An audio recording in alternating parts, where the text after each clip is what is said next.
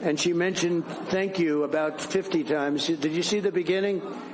Thank you, thank you, thank you, thank you, thank you, thank you, thank you, thank you, thank you, thank you, thank you, thank you. I said, what the hell is wrong with her? Real voice. You hear that voice crack? Real voice. Joining us now by phone, the 45th President of the United States, former President Donald Trump. This was literally right after. I mean, look, it's live. They're still dropping the balloons. You know, he's been like truthing from the toilet for a while now. Finally calls in. Mr. President, thank you for joining us. You were truth socialing along this speech. What is your first reaction to it real time tonight? Well, the biggest reaction is why didn't she do the things that she's complaining about?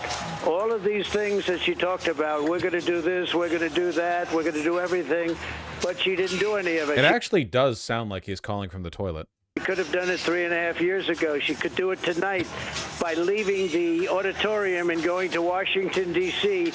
and closing the border. She doesn't need a bill. I didn't have a bill. I closed the border and created the safest border we've ever had in the history. I suppose we're in debunk mode, so I suppose I should go over this too. You can't actually just close the border. It takes like a law.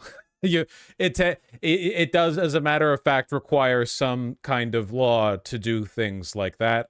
Like the law that, say, for example, they tried to put through in a bipartisan fashion, which Trump encouraged Republicans to not vote on because he wanted the border to still be an issue for the campaign. Of our country. She could have done all of these things and she could still do them. She's got 4.5, 5 months left. She can go there right now. She can do all of the things, many of the things that she's talking about and complaining about. It was a lot of complaining. She didn't talk about China. She didn't talk about fracking. She actually did talk about China. She specifically said, like, we're going to be strong and outpace China to the 21st century, you know? She didn't talk about crime. She didn't talk about 70% of our people are living in poverty. She didn't talk. He just hit the damn button. She did talk about crime and poverty. About housing, really, the trade deficit. She didn't talk about child trafficking that she's allowed to happen because she was the border czar and she presided over the weakest border. Wash, I'm not from the U.S. Are illegal immigrants really more likely to commit violent crimes than an average American? No, the opposite is true, actually. They're less likely to. We have lots of data on that. The history of our country. It's an invasion. I was there today, as you know, Brett. It's an invasion of our country taking place at our border, our southern border. It's a total invasion. And now it's starting at our northern border also, through Canada. And she didn't talk about any of that because she talks, but she doesn't do. Why did fracking become a thing for him? It seems like a strange thing to campaign about. The Republican Party is massively captured by fossil fuels. Oil and gas, like our nation, every nation depends on energy, both for like on the grid and like gasoline for our cars and everything. So those industries have a lot of power, and the Republican Party is like completely captured by the fossil fuel lobby, massively so. The Dem Party is too, to be fair. Yeah, but to a much lesser extent. Like the capture is present on both sides. The Republicans are cultists about it. That's the reason why the Republican Party pretends to not believe in climate change. It's no action. But, you know, look, other than that, it was a nice-looking room. Mr. President, Martha McCallum here. She said that she is promising middle-class tax cuts, and she says that if you are elected, it will cost Americans $3,900 more a year in increased taxes. She's tying all of that to this Project 2025. That's where that number is coming from. What do you say to that? The increase cost that the average American will pay, it's not Project 2025, it's the tariffs. Trump has threatened a, 10% tariff on everything coming into the country, which will increase the cost of all the goods that we import, and we import a lot of goods. Well, she knows I have nothing to do with Project 25. They throw it out. A group of people got together. They did a thing. I haven't even seen it. I don't want to see it. I told them specifically, I don't want to see it. People know where I stand. I lower taxes. She's raising taxes. She's going to give a tax increase of 4 to 5 times what people and companies are paying right now. Yep. 4 to 5 times. Man, you really do have to be a special kind of stupid to be a Republican to hear this and believe it, right? 4 to 5 times. Like she's going to quintuple the tax rate. Really? That's incredible. The upper marginal tax rate is already what, 34, 36%? Quintupling it will put it over 100%. Are you sure about that one, Mr. President? Country will go into a depression if they do it. She didn't talk about interest rates. I mean, the interest rates are now getting close to record rates. People can't do business. Nobody can borrow money. People can't go to the American dream and buy a house because they can't afford the interest rates. And even if they could, the money isn't available. She didn't talk about any of that. No, if she got in, look, she's a Marxist. She always was. She always will be. She's going to leave the border open. I was there today, and the Border Patrol, as you know, gave me total endorsements and all of that. I've gotten endorsed by almost every major police group in the United States. But she is a Marxist with open borders. She's not going to have any fracking in Pennsylvania. She's going to close down the oil. Yeah, this is how captured Republicans are. Trump actually uses this as an insult. He's like, she's bad. She's not even going to frack. And gas industry, and our country is going to go bust. She didn't talk about the $35 trillion, which I was going to start paying off with liquid gold that we have right under our feet.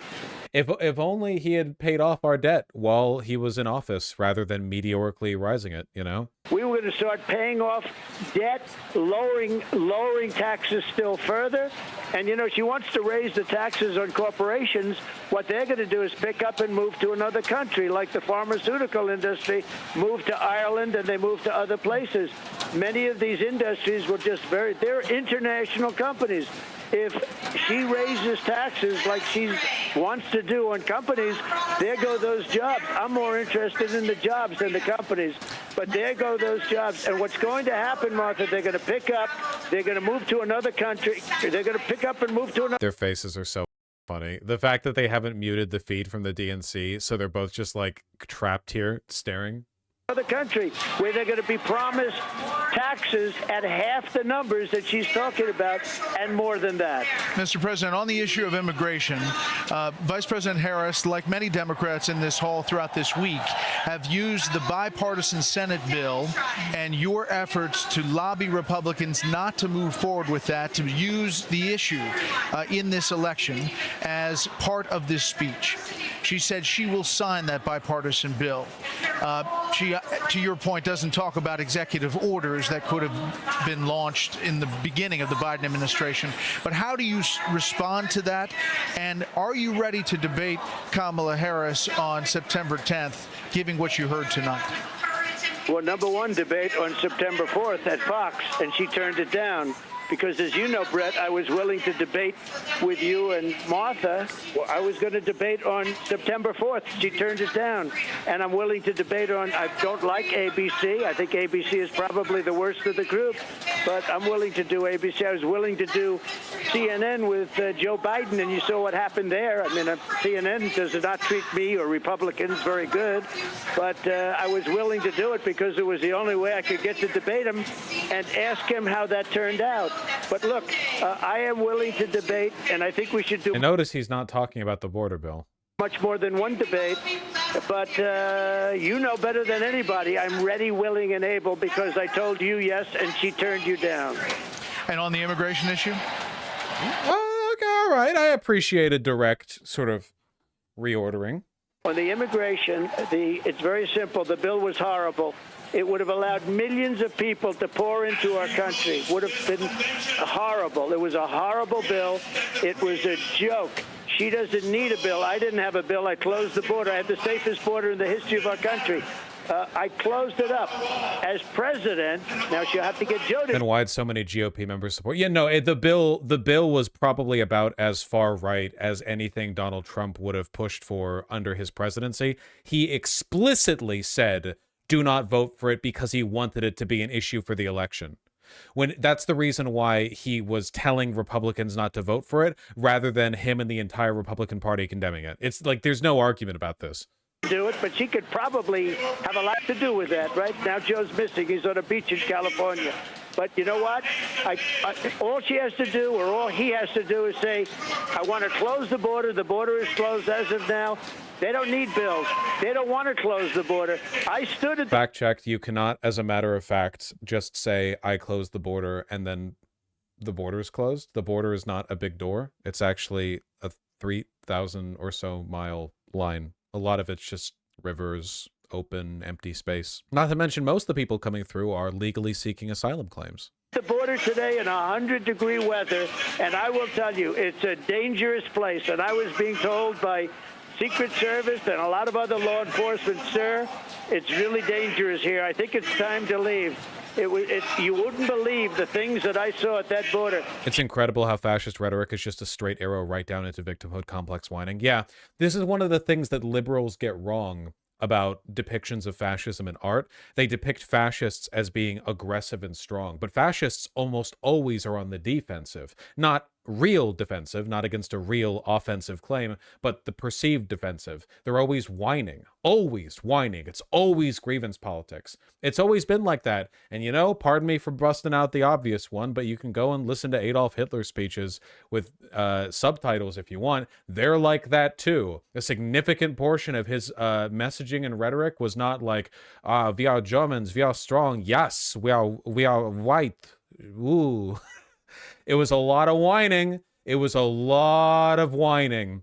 It was a lot of, oh, the Polish are attacking ethnic Germans near our border. A lot of, oh, the world is not recognizing us or giving us like our due benefit. Or we're being shafted in the Treaty of Versailles. The Jews caused us to lose World War I. Always, always, always the whining. Bro's most famous book is literally called My Struggle. That is true. She's the border czar. Now she wants to deny that, but she's the border. In any event, she was in charge of the border. She's the worst border czar in the history of the world. There's never been a border so unsafe as this one.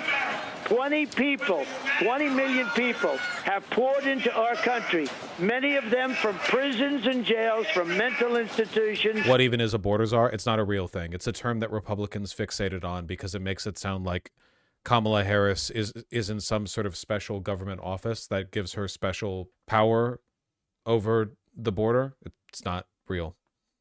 An insane asylum, and record number of terrorists. And other countries are releasing their prisoners from their jails.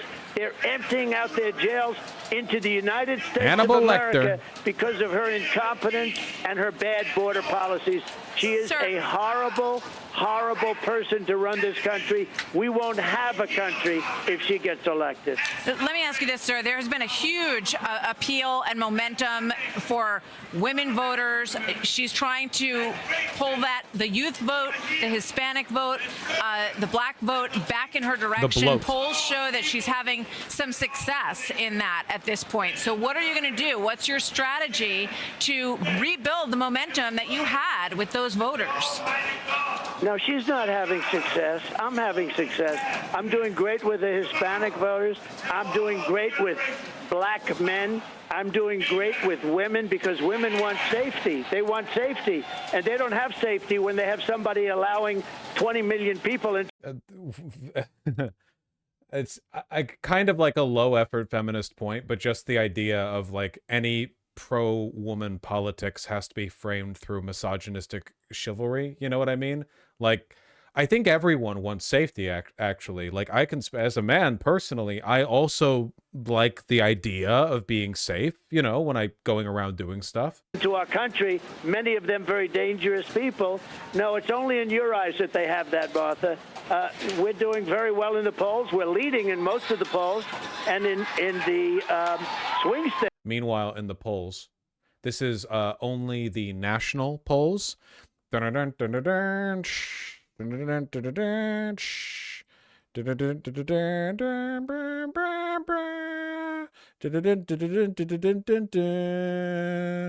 more polls. Oh, there we go. We found some pro-Trump ones. Just two of them from August 14th. Oh, there's another one right there. Doesn't this copium literally hurt him? Why is he in denial of the polls? It's unironically the strong and weak thing. Trump is too prideful to ever acknowledge that he's behind. He wants to be the underdog in that he's fighting like the media, but he also needs to believe in the silent majority, that the majority of American people want him in. You know, fascism is a land of contradiction. It's a whole goddamn thing. States, we're leading in almost every one of them. Mr. President, In almost every state or battleground state. We're doing very well in the polls. We're leading in most of the polls, and in the swing states, we're leading in almost every one of them. Mr. President, Michigan, let me interrupt. The auto workers are voting for me because you're not going to have an auto industry if she gets elected. They're going to all electric cars. All electric cars are going to be made in China, and you're not going to have. You literally will not have an auto industry. The United Auto Workers ought to be ashamed of themselves. They sold the workers down the tubes. Two quick things as we wrap up here, Mr. President. Tomorrow, do you expect to be endorsed by Robert F. Kennedy Jr.? And are you making a specific effort in Georgia to make up, if you will, with the governor of Georgia, Brian Kemp? Well, I just saw Brian on a very good man. Did you ever hear of a man named Sean Hannity?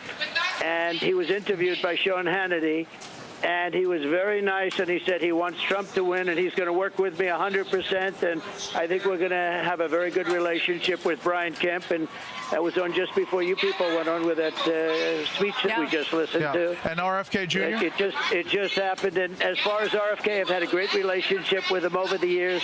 I respect him. He respects me. I have no idea if he's going to endorse. This guy has a nice suit. I don't know. I know they're Fox News guys. I do like these two, I think, because I think they hit you with like the mewing stare every time Trump is talking, and it gives the impression that both of them are waiting for him to like leave. You know, I know it's entirely an aesthetic thing, like not indicative of their actual feelings or behavior. It is just kind of funny the way they stare with like the squarest jaws in the world, you know?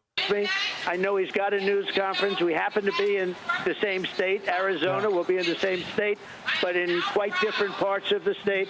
But it's possible we will be meeting tomorrow, and we'll be discussing it. He said, look, he was treated very unfairly by the Democrats. He would have beaten Joe Biden in a Democrat primary. I have no doubt about it. And they made it absolutely impossible for him. They made it that you have to get 60, 70% of the vote just to get in. And you know what? In the end, the Democrats did the same thing to Joe Biden. They threw Joe Biden out of the party. And that's why we saw a different night tonight. Mr. President, thank you so much for the time. We appreciate that live feedback. Hey, Sean Hannity here. Hey. Fuck you, Sean. Nice. Nice meme.